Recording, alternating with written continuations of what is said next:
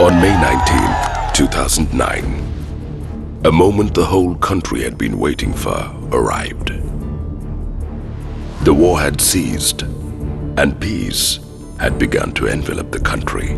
But the run-up to this moment had been a long and laborious one. Over 3 decades, to be precise.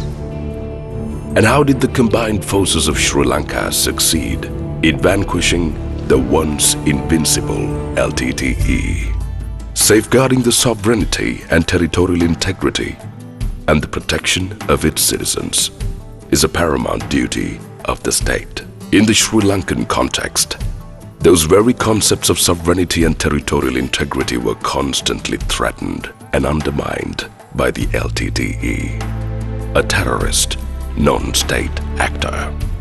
In this regard, bombs targeting civilians, conscriptions and recruitment of child soldiers, capture of the territory of the Sri Lankan state by force were carried out. The duty then, by default, fell on the democratically elected Sri Lankan governments.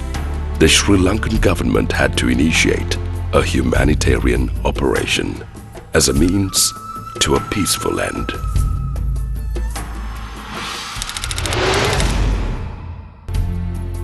Through the 80s, 90s and early 2000s, the armed forces fought back with discipline, countering the atrocities of the LTTE and violation of human rights.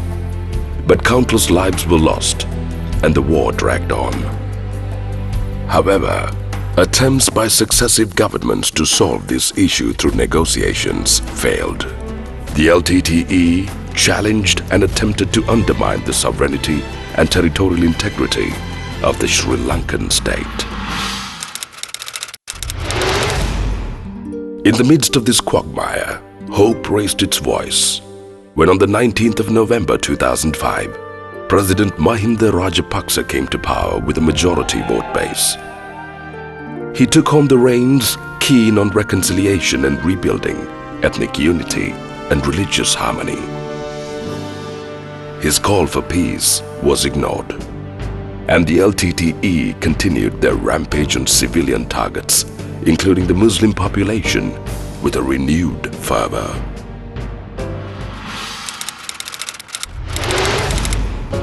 It conscripted over 5,794 child soldiers during the conflict and activated countless female suicide bombers. Captured footage revealed a semi-conventional organized army with well-planned, sophisticated training centers imparting superior skills in endurance and weapon training.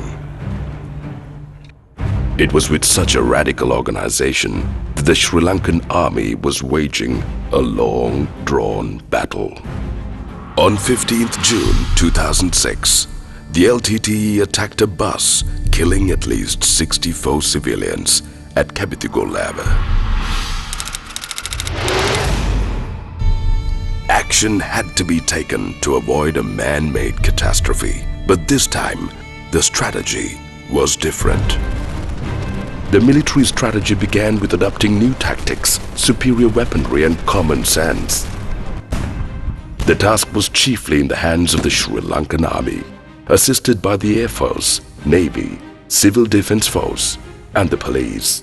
Mention must be made of Gotabaya Rajapaksa, a retired lieutenant colonel who as Defence Secretary subscribed to the appointment of high-performance youngsters with previous battlefield experience as commanders, encouraged weapons systems procurement, recruitment and training.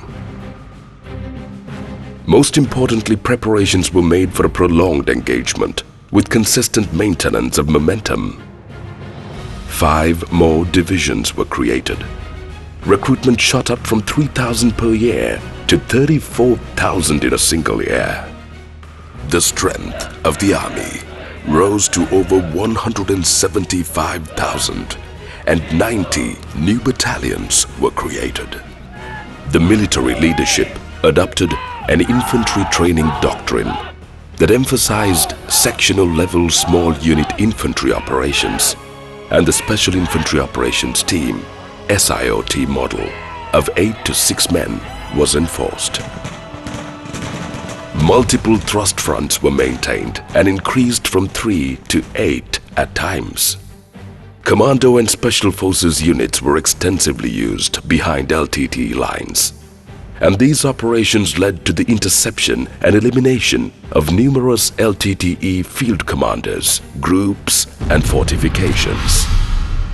During 2006 and 2009, the Army lost 191 officers and 5,082 other ranks in action. In addition, 905 officers and 27,230 other ranks were seriously wounded. Over 1,500 sergeants and corporals were commissioned as officers to meet shortages and operational exigencies. Despite the obstacles, the military adopted stringent security measures to contain and intercept LTTE cells, aided by increasingly successful intelligence gathering operations, while the LTTE adopted a defensive military strategy in order to maintain the captured territory. The main objective of the forces shifted to inflicting high attrition rates on the LTTE, rather than recapture of territory and maintaining the initiative by launching continuous offensive operations along multiple thrust lines to divide and destroy LTTE forces. On the 24th of March 2004, a breakaway Tamil rebel group led by the LTTE Eastern Tamil commander V. Muralidharan or Colonel Karuna broke away from the main LTTE force, defecting to the government side. With his defection, key intelligence flowed into the hands of the armed forces. With the closure of the Mavilaru sluice gate by the LTTE, thousands of civilian farmers were deprived of their right to water. A humanitarian operation was initiated by the government to liberate the Mavilaru sluice gate to facilitate water to civilians. In the events that followed, areas such as Sampur, Muthur and Toppigala, the strongholds of LTTE terrorists, were recaptured, and the LTTE were unable to conduct anything more than low-intensity operations in the east. From the Sri Lanka Navy's perspective, its role was to achieve sea control and enforce sea denial. The ceasefire had been misused by the LTTE to acquire military equipment, arms and ammunition.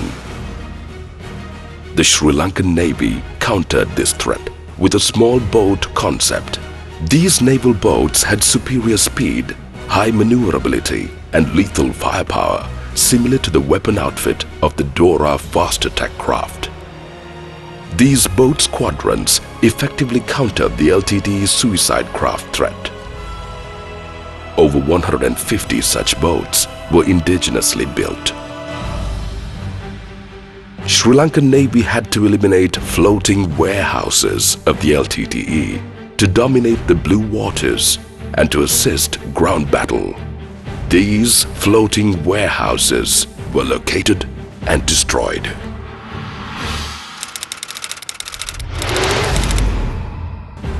With the escalation of the war, the Sri Lankan Air Force transformed itself into a truly modern and high-tech fighting force, successfully confronting the world's first ever terrorist air wing. Its strategy shifted from being a reactive one to a proactive approach to its preparedness. Its strength was increased from 1,000 men in 1951 to 27,000 men and 1,300 officers, with the addition of fighter jet aircraft squadrons, helicopter squadrons and transport aircraft squadrons, both fixed-wing and rotor-wing helicopters. The latest technology, such as unmanned aerial vehicle systems, was introduced so that the real-time information on operations could be seen. Live pictures of targets were taken, and the attack aircraft were fitted with reliable self-protecting systems, allowing the pilots the liberty of attacking their targets at a careful pace.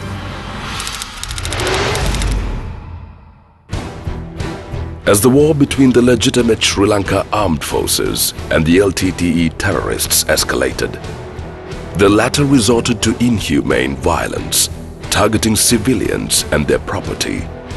Explosions in trains, buses, and public places became rampant. The battle reached a point where the LTTE began to spew its arsenal in a show of desperation. The LTTE deployed the air tigers, and in brazen acts of defiance, its planes targeted the civilian and economic targets such as Kalanithissa Power Station, Kolonava Oil Refinery, Katunaika Airport, and the Inland Revenue Building.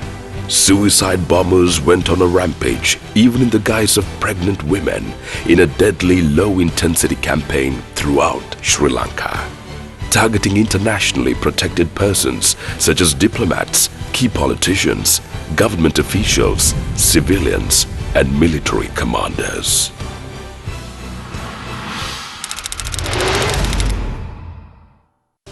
Slowly but surely, the LTTE's weapon depots, training camps, top-secret bunkers began to be captured and revealed to the media.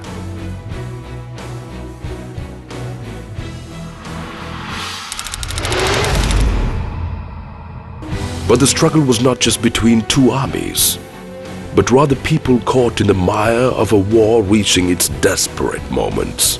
Their economy was in shambles. Even essential items were a rarity. The landscape of their surrounding was desolate, and generation after generation was being born into a life of gunfire and strife.